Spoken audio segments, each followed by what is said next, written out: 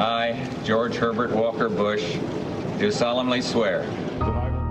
But you must feel responsibility to others. You must believe in serving others. I think that's a fundamental tenet of my life. A life lived in service to our nation, from his days as one of the Navy's youngest fighter pilots in World War II to loyal vice president at Ronald Reagan's side.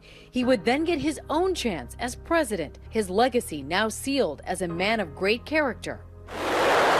A man with a life well lived. Today, George Herbert Walker Bush, the 41st President of the United States, remembered fondly as he returned to Washington, D.C.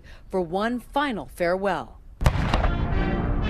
Cannons fired off a 21-gun salute as Hail to the Chief played, where eldest son, former President George W. Bush, stood at solemn attention with his hand on his heart. The president's casket was placed on the Lincoln catafalque in the rotunda, where it will lie in state for public viewing until his funeral Wednesday.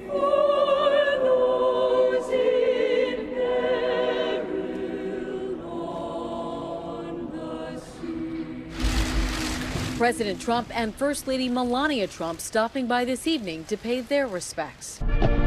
President Bush, America's longest living president, was flown from Houston to D.C. on Air Force One via Special Air Mission 41. His trusty service dog, Sully, followed him along his journey, waiting for the president on the tarmac.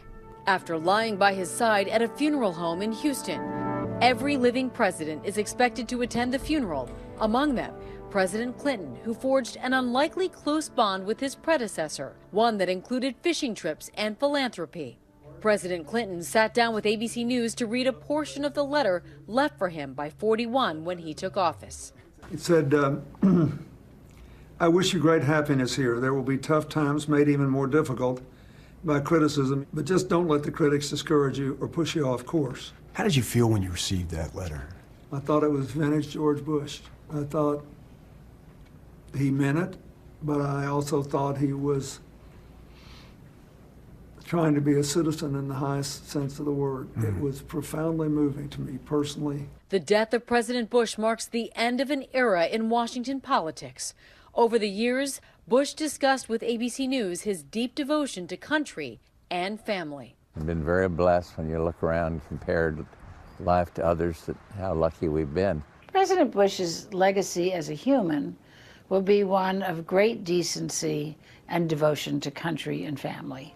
So much a part of his legacy, a love story 73 years strong, the longest marriage in presidential history. President Bush and former First Lady Barbara Bush. They met at a Christmas dance in Greenwich, Connecticut. My grandmother was wearing her red and green Christmas dress. I said, who is this good-looking girl, a beautiful girl over there? And the rest is history. Barbara Bush set eyes on 17-year-old George Bush and never looked back. Is he still the handsomest man you'd ever seen? My eyesight's getting bad. Golly. Would you describe Barbara Bush for me? Careful. Inside or out? Any way you want. Inside. A kind and strong and a loving person whose priorities are family, her garden, her faith. I like the picture. Would you describe George Bush for us? Well, I'd like to say ditto. Very funny, George is. Very warm, very wise, very caring. I would put faith as a very important part of George's life, and family, and friends. And he's good. My grandfather was with my grandmother while she was sick during her last days. And then on the day that she passed away, he was there all day, holding her hand.